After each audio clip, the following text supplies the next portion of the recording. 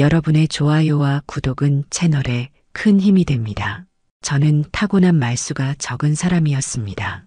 회사에서도 업무 외에는 거의 말을 하지 않았죠.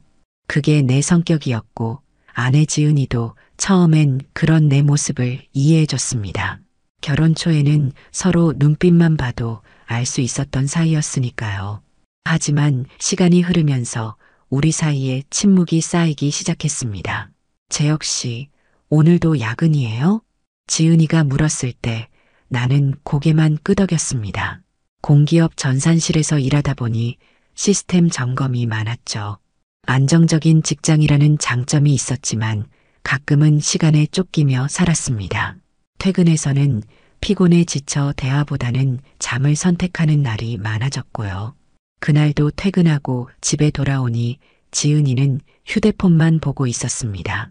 요즘 들어 자주 보이는 모습이었죠. 식사 시간에도 잠들기 전에도 휴대폰을 손에서 놓지 않았습니다. 처음에는 그저 핸드폰 게임에 빠진 줄 알았습니다. 하지만 내가 다가가면 화면을 황급히 끄는 모습이 이상했죠. 욕실 수도꼭지에서 물이 새어. 지은이의 말에 나는 주말에 고쳐보겠다고 했습니다. 하지만 지은이는 이미 수리기사를 불렀다고 했죠. 그날 오후 처음 강민석을 만났습니다. 29살 우락부락한 체격에 목소리가 크고 말투가 거친 청년이었습니다. 전문가답게 수도꼭지를 금방 고쳤고 지은이는 커피를 내려 대접했습니다. 사모님, 이거 직접 내린 거예요? 맛있네요. 민석의 말에 지은이는 오랜만에 웃음을 지었습니다. 그 웃음을 본 순간 무언가 불편한 감정이 들었지만 별일 아니라고 생각했습니다. 그저 내가 오랫동안 아내를 웃게 해주지 못했다는 자책감이었을까요? 일주일 후 다시 욕실에 문제가 생겼다며 지은이는 같은 수리기사를 불렀습니다. 나는 그날도 야근이었죠. 집에 돌아오니 지은이의 표정이 달랐습니다.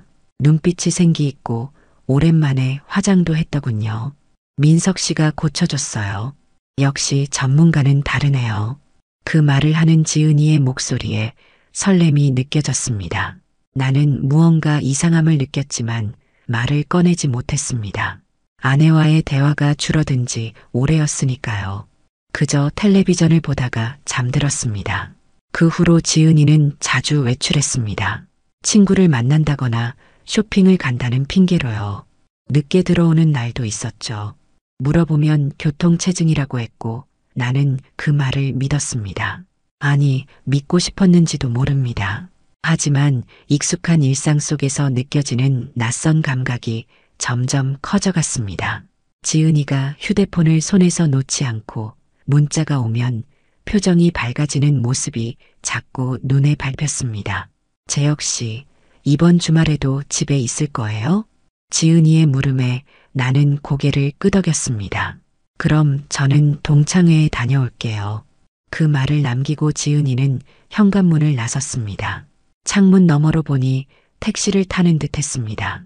나는 왠지 모를 불안감에 그날 밤 잠을 설쳤습니다.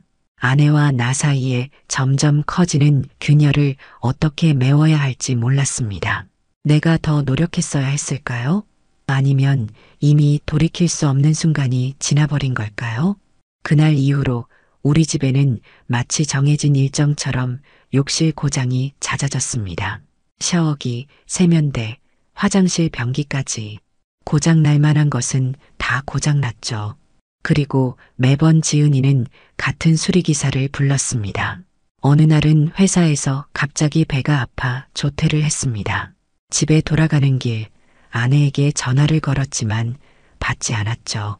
현관문을 열기 전 집안에서 들려오는 웃음소리가 들렸습니다. 아, 사모님, 진짜 재밌으시네요. 민석의 목소리였습니다. 순간 온몸이 얼어붙는 것 같았습니다. 아내와 수리기사가 함께 있다는 사실이 당황스러웠지만 더 놀라운 건 지은이의 웃음소리였습니다. 오랫동안 듣지 못했던 결혼 초에나 들었던 그 웃음소리였죠. 나는 현관문을 열지 않고 돌아섰습니다. 카페에 들어가 커피 한 잔을 시켰지만 마음은 이미 엉망이었죠. 2시간 후에 다시 집으로 향했습니다. 그때는 민석의 흔적은 없었고 지은이는 마치 아무 일도 없었다는 듯 저녁을 준비하고 있었습니다. 일찍 왔네요. 배 아프다고 해서 걱정했어요. 지은이의 말에 나는 그저 고개를 끄덕였습니다. 말하고 싶었지만 무슨 말을 해야 할지 몰랐습니다. 의심만으로 아내를 추궁하는 건 내 성격이 아니었으니까요. 다음 날 출근하기 전 지은이의 핸드폰을 살폈습니다. 비밀번호는 우리 결혼기념일이었죠. 카카오톡에 낯선 이름이 있었습니다. 민석 기사님. 대화 내용을 열어보니 심장이 쿵 내려앉았습니다. 오늘도 제 역시 늦게 들어온대요. 저녁에 봐요. 기다리고 있을게요, 지은 씨.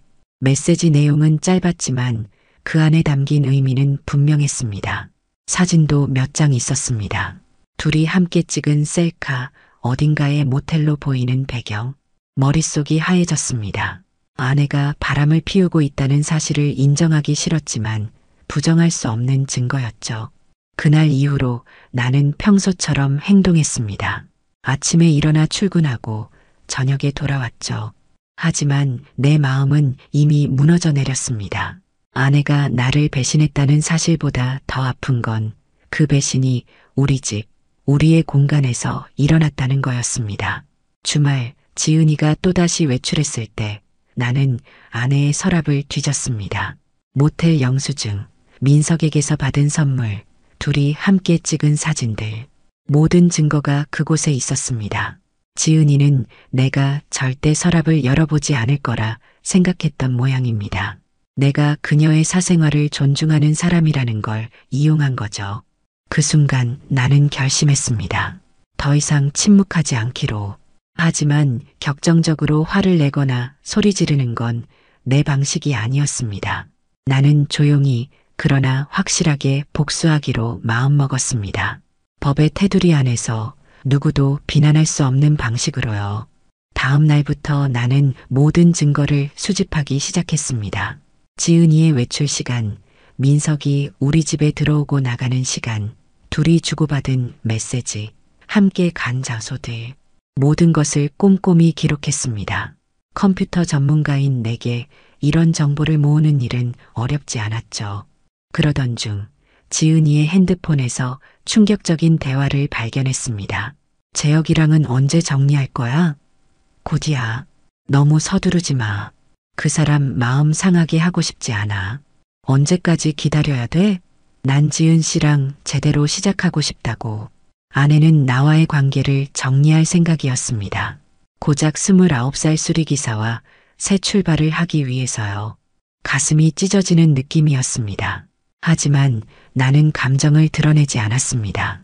그저 모든 대화 내용을 캡처해 저장했을 뿐이죠.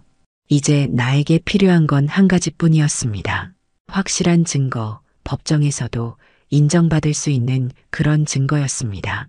그리고 그것을 얻기 위한 계획을 세웠습니다. 내 인생에서 가장 치밀한 계획이었죠. 회사에 연차를 내고 집 근처 카페에서 기다렸습니다. 아내는 내가 출근한 줄 알고 있었죠. 예상대로 오전 10시 민석이 우리 아파트로 들어갔습니다. 나는 미리 설치해둔 소형 카메라로 그 모습을 촬영했습니다. 그리고 1시간 후 결정적인 순간을 포착하기 위해 집으로 향했습니다. 현관 비밀번호를 누르는 소리를 일부러 크게 내지 않았습니다.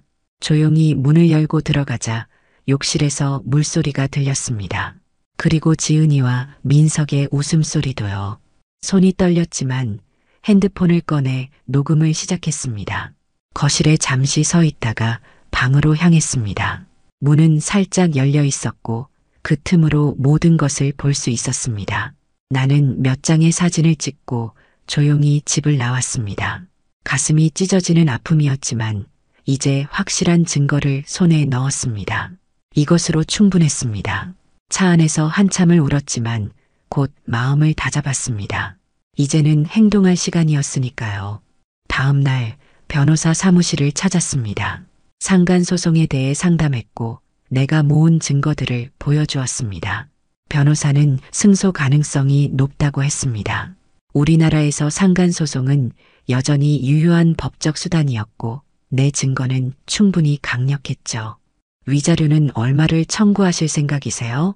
변호사의 질문에 나는 잠시 생각했습니다. 돈이 목적이 아니었지만 그들에게 분명한 대가를 치르게 하고 싶었습니다. 3천만 원으로 하겠습니다. 그것은 민석에게 꽤 큰 타격이 될 금액이었습니다. 자영업자인 그에게는 갑작스런 3천만 원은 사업에도 영향을 줄 수 있는 금액이었죠. 그리고 나는 그것을 원했습니다. 그가 나의 아내를 빼앗으려 했으니 나는 그의 미래를 빼앗을 것입니다. 소송 준비를 마치고 집으로 돌아왔습니다. 지은이는 평소와 다름없이 저녁을 준비하고 있었습니다. 나를 보자 어색한 미소를 지었죠. 그 미소가 이제는 얼마나 가식적인지 알 수 있었습니다. 오늘 일찍 왔네요. 식사 준비됐어요. 지은이의 말에 나는 고개를 끄덕였습니다. 평소처럼 말없이 식사를 했고 텔레비전을 보다가 잠들었습니다. 표면적으로는 아무것도 변한 게 없었습니다. 하지만 내 안에서는 이미 폭풍이 몰아치고 있었죠. 다음 날 나는 다시 한번 증거를 확인했습니다. 폐쇄회로 텔레비전 영상, 사진, 메시지 내용, 녹음 파일, 모텔 영수증. 모든 것이 완벽했습니다. 이제 남은 건 소송장을 접수하는 일뿐이었죠. 그리고 마침내 그날이 왔습니다. 변호사를 통해 상간소송을 제기했고 동시에 지은이에게 이혼을 요구했습니다. 소송장이 민석에게 전달되는 그 순간을 상상하니 묘한 쾌감이 들었습니다. 그가 당황하고 두려워할 모습이 눈앞에 그려졌습니다. 집에 돌아오니 지은이는 평소와 다름없었습니다. 아직 소식을 듣지 못한 모양이었죠. 나는 침착하게 저녁을 먹고 샤워를 했습니다. 그리고 거실 소파에 앉아 지은이를 불렀습니다. 지은아, 잠깐 이야기 좀 할까?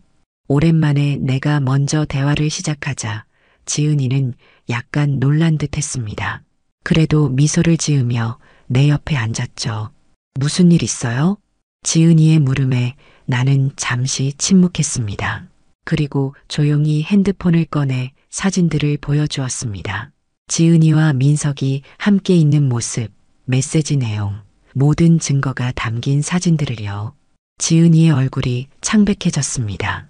입술이 떨리더니 말을 잇지 못했습니다. 나는 담담하게 말했습니다. 오늘 강민석 씨를 상대로 상간소송을 제기했어. 위자료는 3천만 원으로 청구했고 지은이의 눈에 놀라움과 공포가 교차했습니다. 그제야 상황의 심각성을 깨달은 모양이었죠. 제 역시 이게 무슨... 지은이는 말을 잇지 못했습니다. 그녀의 얼굴에서 혈색이 완전히 사라졌죠. 내가 모든 것을 알고 있다는 사실이 큰 충격이었을 겁니다. 나는 담담하게 말을 이어갔습니다. 모든 증거가 있어. 너희가 만난 날짜, 장소, 주고받은 메시지들, 심지어 말을 멈추고 눈을 마주쳤습니다. 지은이의 눈에는 눈물이 고여 있었습니다. 하지만 그 눈물이 진심인지 또 다른 연기인지 이제는 알 수 없었습니다. 미안해요. 제 역시 정말 미안해요. 제가 잘못했어요. 지은이가 흐느끼며 내 손을 잡으려 했지만 나는 슬쩍 피했습니다. 이미 모든 감정이 얼어붙은 상태였으니까요. 미안하다는 말로 해결될 일이 아니야. 나는 이혼하고 싶어. 그 말에 지은이의 눈이 커졌습니다. 아마 내가 모든 걸 용서하고 다시 시작하자고 할 거라 기대했던 모양입니다. 하지만 나는 이미 결심을 굳혔습니다. 배신은 용서할 수 있지만 신뢰는 회복할 수 없으니까요. 제 역시 제발 다시 시작해요. 제가 정말 잘못했어요. 그 사람 이제 안 만날게요. 지은이의 애원에도 내 마음은 흔들리지 않았습니다. 오히려 더 확고해졌죠. 그녀가 진심으로 나를 사랑했다면 처음부터 이런 일은 없었을 테니까요. 협의 이혼을 원해. 조건은 간단해. 위자료는 청구하지 않을게. 대신 재산 분할도 없어. 각자 가져온 것만 가져가는 거야. 냉정한 목소리로 말했습니다.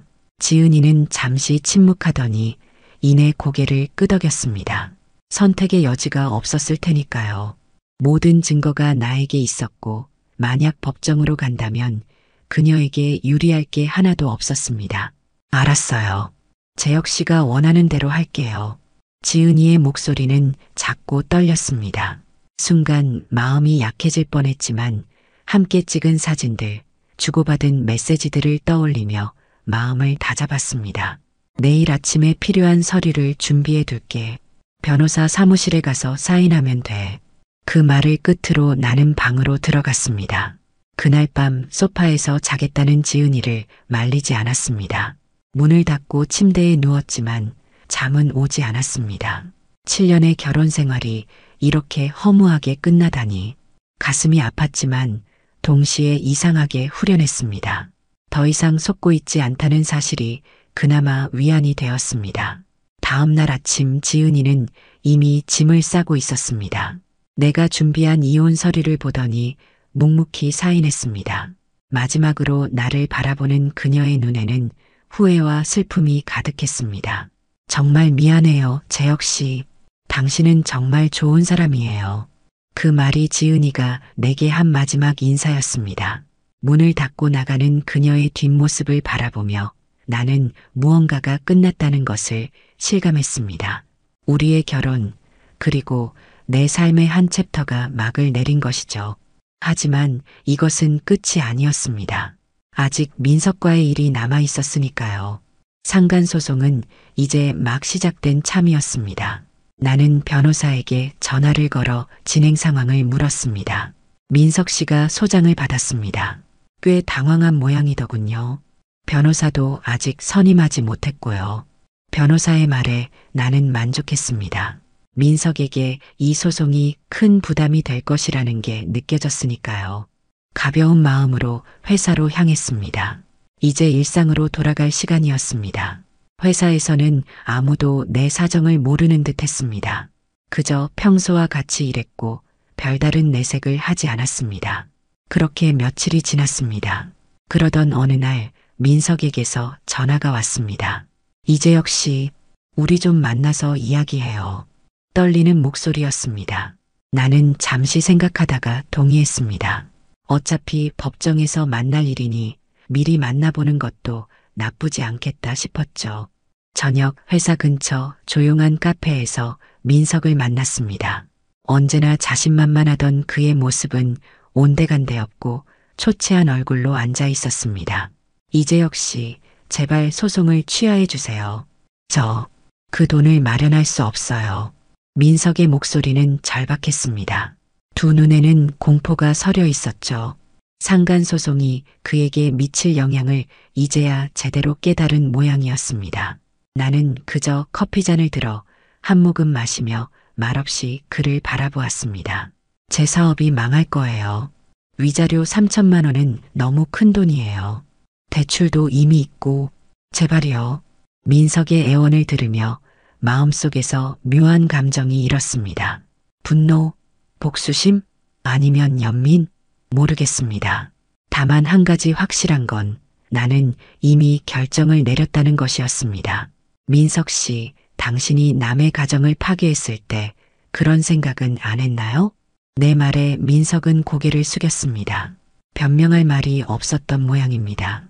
잠시 침묵이 흐르고 나는 다시 입을 열었습니다.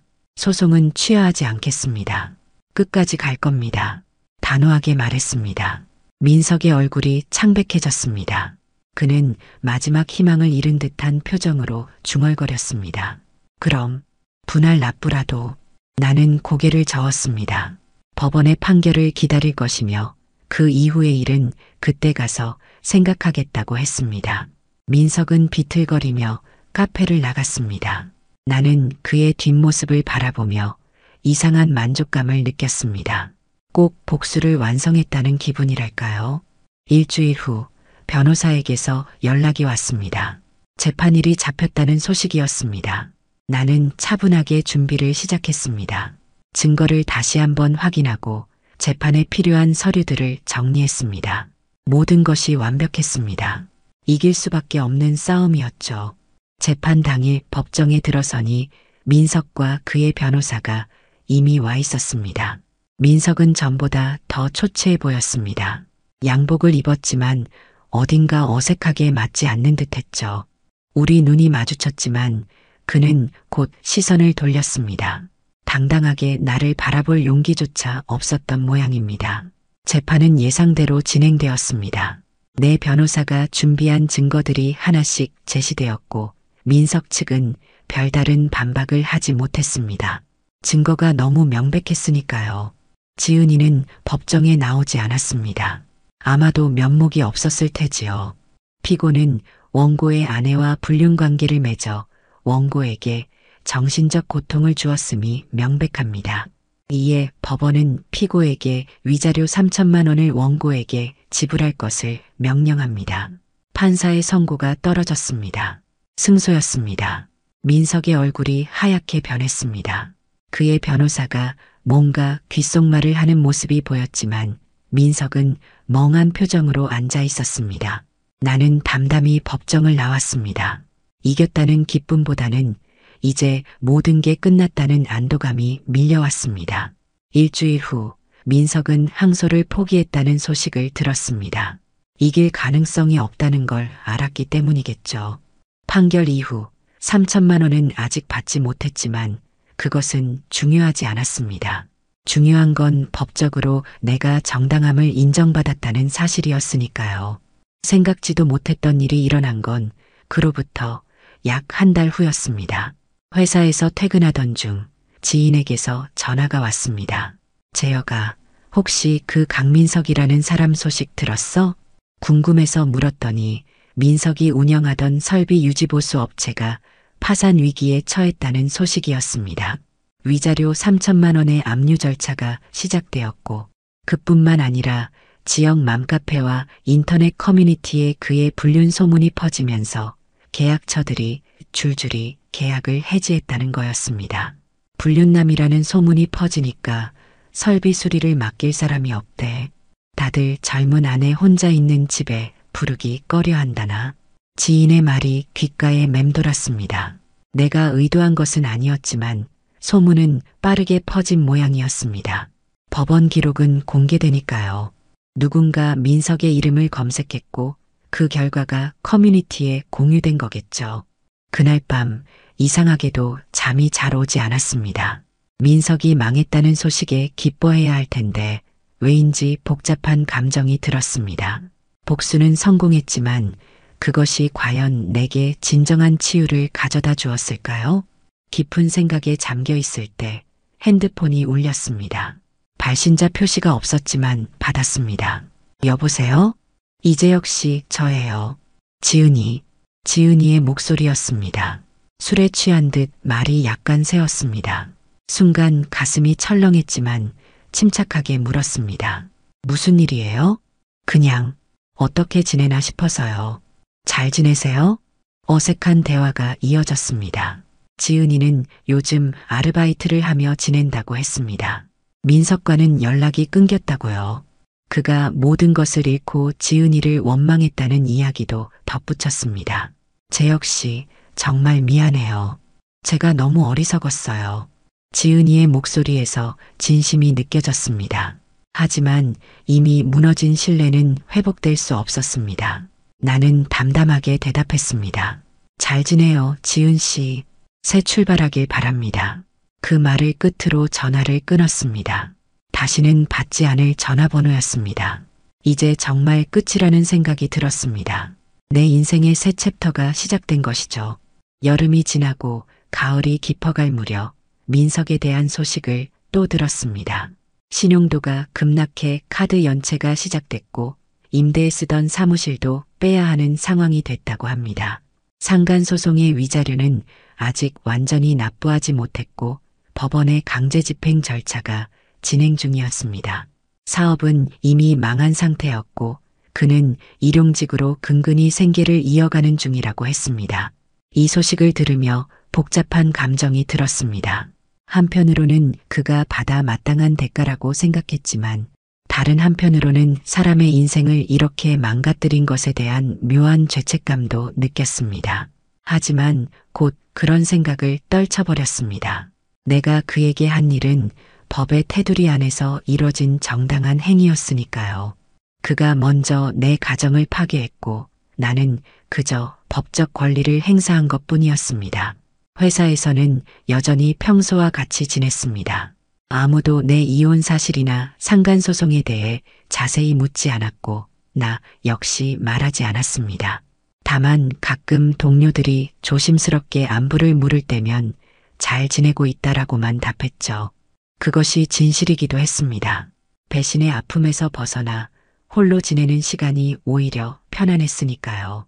그러던 어느 날 상급자가 나를 불렀습니다. 윤대리, 다음 승진 심사 대상자로 이름이 올라갔네. 요즘 업무 성과가 좋아서 말이야. 예상치 못한 소식이었습니다. 개인적인 일로 마음이 복잡했던 시기였지만 오히려 일에 더 집중했던 게 좋은 결과로 이어진 모양이었습니다. 무엇보다 이런 소식은 내게 새로운 활력을 불어넣었습니다. 이혼 후 잠시 주저앉았던 마음이 다시 일어서는 기분이었죠. 감사합니다. 더 열심히 하겠습니다. 그날 저녁 오랜만에 혼자서 소주 한 병을 마셨습니다. 쓸쓸함보다는 홀가분한 마음이 컸습니다. 지난 몇 개월간 있었던 일들을 돌이켜보며 이제는 정말 새로운 시작을 해야겠다고 다짐했습니다. 주말 동네 애견센터에 들렀습니다. 문득 집에 생기가 필요하다는 생각이 들었거든요. 그곳에서 한 마리의 강아지와 눈이 마주쳤습니다. 갈색 털의 작은 믹스견이었습니다. 덩치는 작았지만 눈빛이 맑고 영리해 보였죠. 이 아이는 유기견이에요. 2달 전에 보호소로 왔어요. 직원의 말에 나는 그 강아지를 자세히 살펴봤습니다.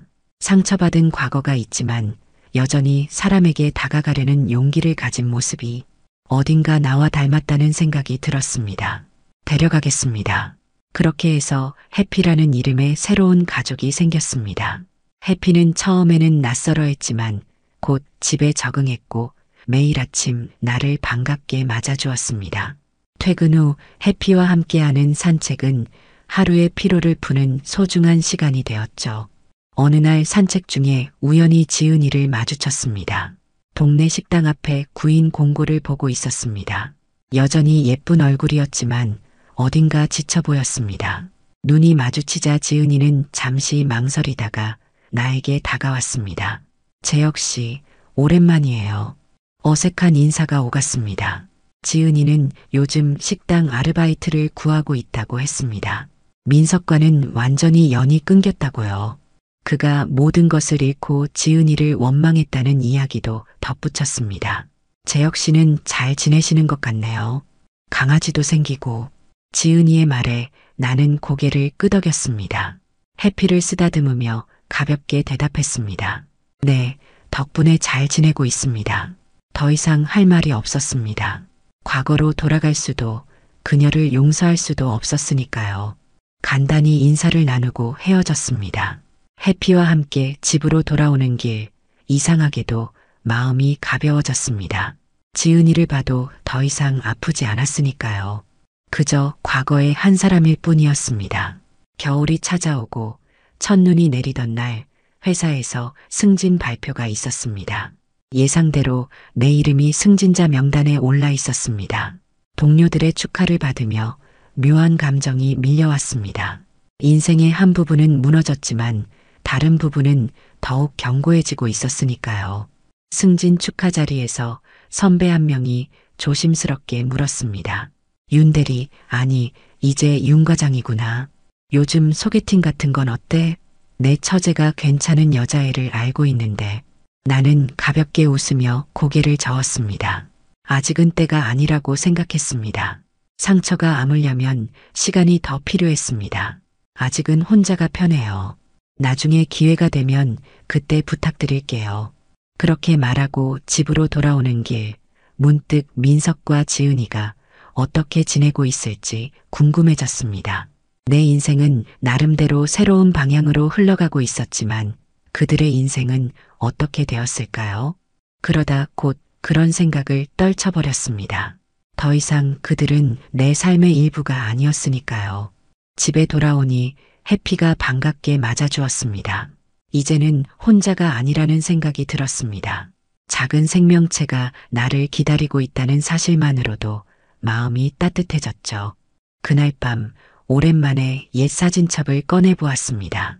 지은이와의 결혼식 사진, 신혼여행 사진, 행복했던 순간들이 담긴 사진들이었습니다.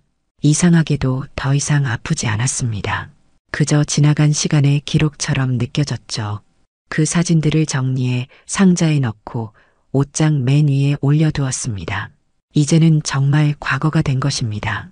다음 날 아침 눈이 그치고 맑은 하늘이 드러났습니다. 주말이라 여유롭게 해피와 함께 아침 산책을 나갔습니다. 하얀 눈이 쌓인 공원은 마치 다른 세계 같았습니다. 해피는 눈밭을 뛰어다니며 즐거워했고 나 역시 오랜만에 마음이 가벼워졌습니다. 산책을 마치고 집으로 돌아오는 길, 우연히 신문 가판대에서 눈에 띄는 기사를 발견했습니다. 지역 신문이었는데 한쪽 구석에 작게 실린 기사였습니다. 설비업체 운영하던 30대 남성, 사기 혐의로 구속. 자세히 보니 민석의 이야기였습니다. 사업이 망하자 마지막 발버둥으로 투자금을 모집해 잠적했다가 경찰에 붙잡혔다는 내용이었습니다. 순간 복잡한 감정이 밀려왔습니다. 내가 의도한 결과는 아니었지만 그가 선택한 길의 끝은 결국 범죄였습니다. 그의 인생이 이렇게 나락으로 떨어질 줄은 몰랐습니다. 집에 돌아와 창문 밖을 바라보며 생각에 잠겼습니다. 민석의 일은 내 탓이 아니라고 스스로를 위로했습니다. 그는 자신의 선택에 책임을 져야 했고 내가 한 일은 그저 법적 권리를 행사한 것뿐이었으니까요. 하지만 그래도 마음 한편에는 묘한 감정이 남아 있었습니다. 그날 오후 해피와 함께 동네를 산책하다가 또다시 지은이를 마주쳤습니다. 이번에는 편의점 앞이었습니다. 아르바이트 유니폼을 입고 있었죠. 나를 보자 잠시 놀란 듯 했지만 이내 작게 고개를 숙여 인사했습니다. 제 역시 승진했다고 들었어요. 축하해요. 어디서 들었는지 모르겠지만 지은이는 내 소식을 알고 있었습니다. 나는 가볍게 고개를 끄덕였습니다. 고마워요. 지은 씨는 어떻게 지내요? 그냥 그렇게요. 여기서 알바하면서 지내고 있어요. 다시 시작하는 중이랄까. 지은이의 목소리에서 체념이 느껴졌습니다. 한때는 꿈과 열정이 가득했던 그녀가 이제는 그저 하루하루를 버티며 살아가는 모습이었습니다. 어쩌면 그것이 그녀가 선택한 길의 결과일 테고 내가 연민을 느낄 필요는 없을 테지만 그래도 마음 한켠이 아팠습니다. 한 해가 저물어가고 있었습니다. 크리스마스 즈음 회사에서 연말 파티가 있었습니다. 모두가 한 해를 마무리하며 즐거운 시간을 보내고 있었습니다. 나 역시 동료들과 대화를 나누며 웃고 있었지만 마음 한켠에는 묘한 감상이 있었습니다. 1년 전 이맘때는 지은이와 함께 크리스마스 계획을 세우고 있었으니까요. 파티가 끝나고 집으로 돌아오는 길 눈이 내리기 시작했습니다. 하얀 눈송이들이 거리를 덮으며 세상을 새하얗게 만들었습니다. 마치 과거의 상처를 지우고 새로운 시작을 알리는 듯했죠. 해피가 반갑게 맞아주는 집으로 돌아와 창가에 앉아 눈 내리는 풍경을 바라보았습니다. 그때 핸드폰이 울렸습니다. 변호사였습니다. 윤 대리님, 민석 씨 건 마무리됐습니다. 집행 절차가 끝났고 위자료도 전액받았습니다. 변호사의 말에 나는 잠시 생각에 잠겼습니다. 민석은 구속된 상태였고 그의 재산은 이미 압류되어 강제 집행된 상태였습니다. 결국 내가 청구한 위자료는 모두 받게 된 셈이었지만 그것이 내게 어떤 의미가 있는지는 잘 모르겠습니다. 돈이 목적이 아니었으니까요. 감사합니다. 입금된 돈은 기부하겠습니다. 변호사가 놀란 듯 잠시 침묵했다가 말했습니다. 그렇게 하시겠어요? 쉽게 얻은 돈이 아닌데. 네, 제가 원한 건 돈이 아니라 정당함이었으니까요. 전화를 끊고 다시 창밖을 바라보았습니다. 눈은 더 커다란 송이로 변해 도시를 하얗게 덮고 있었습니다. 문득 그 돈을 어디에 기부할지 고민했습니다. 가정폭력 피해자 지원 단체가 좋을 것 같다는 생각이 들었습니다. 비록 나의 경우는 신체적 폭력이 아닌 정신적 배신이었지만 깨진 가정의 아픔은 비슷하니까요. 다음 날 아침 해피와 함께 동네 공원을 산책하고 있을 때였습니다. 멀리서 익숙한 모습이 보였습니다. 지은이었습니다.